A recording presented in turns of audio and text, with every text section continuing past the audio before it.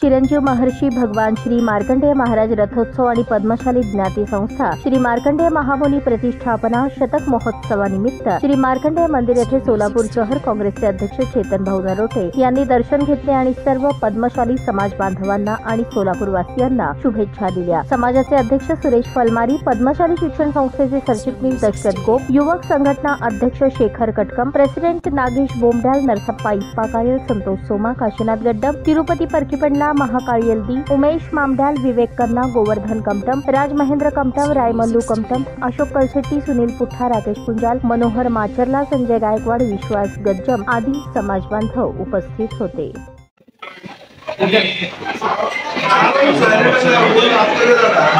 Famous आहे। अनेक लाखो भाविक आज मार्कंडेयचं दर्शन आणि अनेक वर्षापासून हा रथ सोलापूर शहरामध्ये निघतो। अनेक भाविक दर्शनासाठी थांबतात।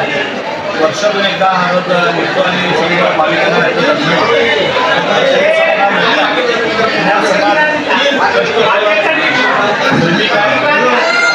हे मंदिर त्यावेळेस जुन्या लोकांनी बांधण्यासाठी नवीन बॉडी नवीन बॉडी असताना दर्शन केलं। मार्कंडेय समाजाला जवळपास 100 वर्षात पूर्ण होत आहे। हा रथोत्सव निघतोय आणि परंपरा हे जपण्याचं काम आमच्या सर्व युवक मंडळाने केलंय। त्यांना सगळ्यांना मनापासून शुभेच्छा। ताज्या बातम्या पाहण्यासाठी प्राईम महाराष्ट्र न्यूज चॅनलला सबस्क्राईब करा।